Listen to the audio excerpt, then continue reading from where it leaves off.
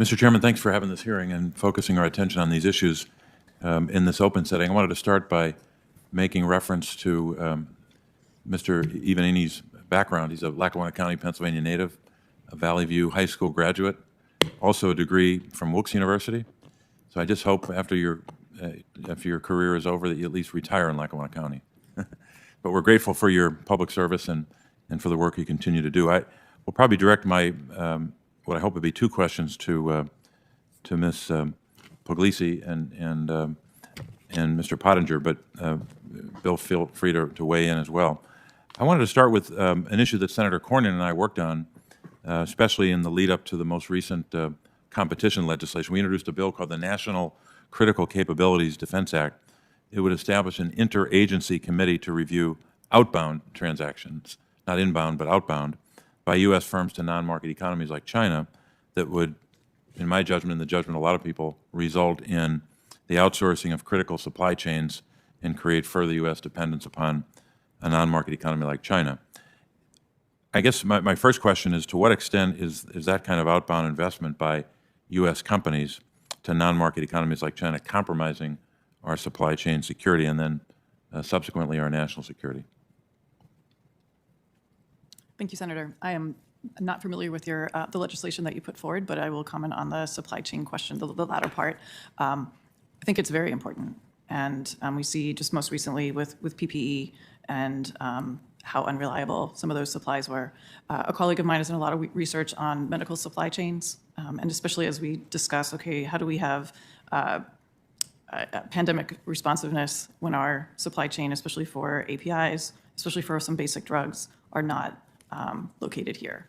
And so I think that gets back to the comment that I made in my prepared remarks about as we're examining those supply chains, we really need to look at, okay, what is the best value for the nation as opposed to the lowest cost?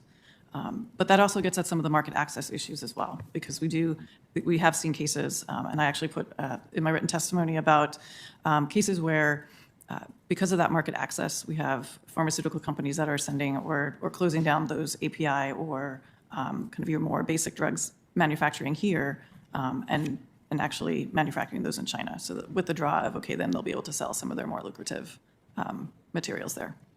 Thank you. Mr. Pottinger, any thoughts you have on Thanks, this? Senator. Yeah, I think that I laud the goal that you're pursuing here, and with this legislation, which I haven't yet read, but look, the Department of Commerce has already declared 6 nations that are quote unquote adversaries of the United States. China's at the top of the list, together with others that you might imagine, Russia and Iran and a few others. One of the reasons that Beijing may have felt so confident and not, it really didn't bat an eye before destroying almost $1 trillion in shareholder value in its publicly listed firms in the United States was because it's getting tens of billions of dollars through other means from more passive sources in the United States. These are institutional investors who are passively tying their money in the form of bond purchases and stock purchases to indexes. These index providers are weighing Chinese companies much more heavily than they used to, even as China becomes less and less transparent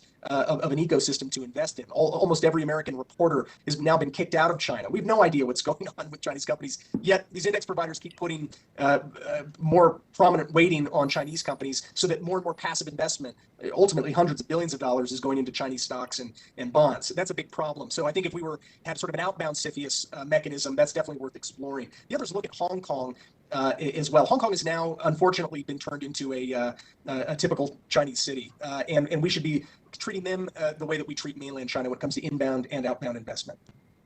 Thanks very much. Mr. Chairman, I'll submit a question for the record on intellectual property, but we'll do that for the record. I think you